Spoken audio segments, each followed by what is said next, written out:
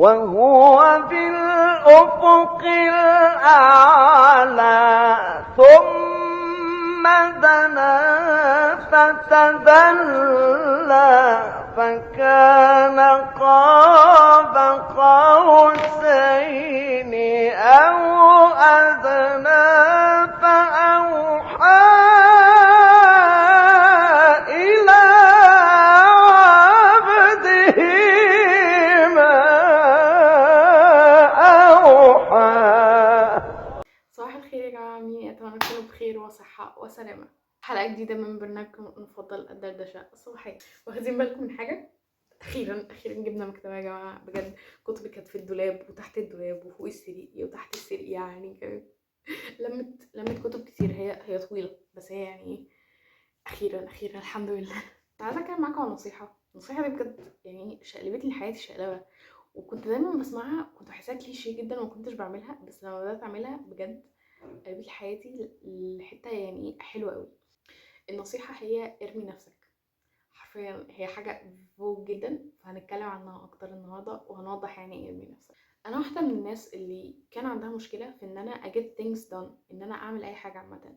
وجزء كبير من السبب ده ان انا كنت ببقى مستنية اللحظة المثالية. عارفين يا جماعة لما نبقى عايزين نذاكر، بص اللي هو لا الساعة دلوقتي 4:51، هأجلها للساعة يعني 5 بالظبط. تيجي الساعة 5، طب 5:15، طب 5، والكلام ده. كنت دايما ببقى حاسة ان هي ايه، في perfect time.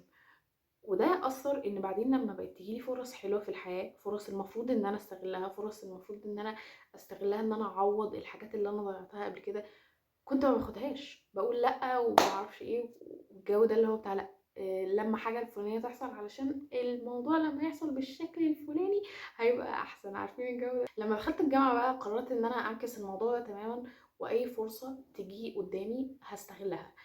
كلوبز هخش، ايفنتس ليها علاقه باي حاجه في الحياه هخشها واحاول اتطوع فيها. عايزين اي جمعيه خيريه عايزه ناس تنزل تتطوع تساعدهم في حاجه، هعمل ده. اي حاجه بمعنى الكلمه، اي فرصه تيجي قدامي انا هرمي نفسي فيها، حتى لو انا ما بعرفش اعملها، وزي ما تيجي تيجي. اول اسبوع ليا في الجامعه، او اللي هو الاندكشن ويك اللي بيعرفوك فيه عن الجامعه والكلابز والبيلدينجز وكده، دخلت واتعرفت يا جماعه على كميه ناس. انا اصلا بحب، يعني انا شخص انتروفيرتد جدا، بس اللي هو ايه، ارمي نفسك بجد. والموضوع ده كان مفيد جدا، لان انا دلوقتي اعرف ناس كتير في الجامعه، وفعلا الجامعه بالنسبه لي لما بروح الصبح انا ببقى مبسوطه وانا رايحه الجامعه، ببقى متحمسه. ولما الكلابز فتحت وبقوا عايزين ناس في الكلابز وكده وبتاع، بقيت رحت قدمت على كلاب. الكلاب ده بيعملوا فيه مجله تبع الجامعه وبيكتبوا فيه مقالات. انا عمري ما كتبت مقاله، بس كنت عارفه ان ايه ده، دي حاجه هحب اعملها، وانا بحب اوريدي اتكلم عن حاجات يمكن ما بتبقاش مسموعه قوي، فممكن اجرب اكتب عنها. رحت وعملت الانترفيو، وقالوا لي طب انت كتبتي حاجه قبل كده؟ قلت لهم لا بصراحه انا كتبتش اي حاجه قبل كده، بس انا حابه اجرب. وجربت واتقبلت وكتبت كذا مقاله. ودي حاجه انا ما كنتش هعملها لو كنت ما رميتش نفسي من الاول، اللي هو يلا نعمل الحاجه دي، رغم ان انا ما عنديش بجد اي experience فيها، بس ايه، يلا نجرب. جم في فترة كانوا عايزين ناس تنزل تساعد في تعلبة وتغليف الحاجات اللي بتتبعت لحبايبنا. انا عمري ما عملت كده وعمري ما نزلت، بس ايه، يلا نجرب. وساعتها نزلت وتعرفت على بنات عسل جدا، وعرفنا نكون تيم ناجح، وقسمنا الشغل اللي المفروض نعمله على نفسنا وانجزنا كتير. واتعلمت في اليوم ده حاجات كتير قوي عن التيم وورك، وبجد ما كنتش هتعلمها لو ما كنتش رميت نفسي وقعدت افكر ان لا بس اليوم ده اجازه، واليوم الوحيد اللي عندي فيه الجامعه اجازه، واقعد اذاكر فيه. انا بقولكوش ما تذاكروش، بس هي فكره ان انت تجرب حاجات جديده. انا حابه اتكلم في الموضوع ده لان انا الفتره دي بحس ان انا فعلا بمر بفتره انتقاليه ما بين الجامعه وحاجات تانية وشغل وكده وبتاع. فحاسه باحساس اللي هو ايه، انا خايفه اجرب، انا خايفه اعمل حاجه. فكنت حابه اتكلم في الموضوع ده علشان افكر نفسي انه الندم على العدم.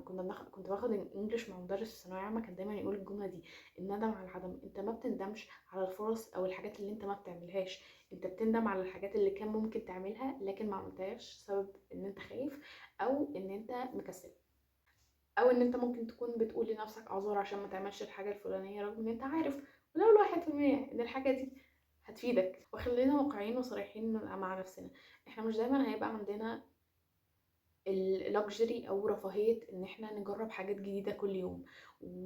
فانا ما بلومش حد لو هو ما عملش كده، لكن انا بس حابه افكر انه حته ان انت تجرب حاجات جديده وتروح لاماكن انت ما تعرفش فيها حد وتتعرف على ناس وتجرب تعمل حاجات جديده انت عمرك ما عملتها قبل كده، دايما دايما دايما هتفيدك انت وهتساعد في ان هي تبني شخصيتنا عامه. ودايما برضو دايما افتكروا يا جماعه، الفرصه ما بتجيش غير للي يستحقها.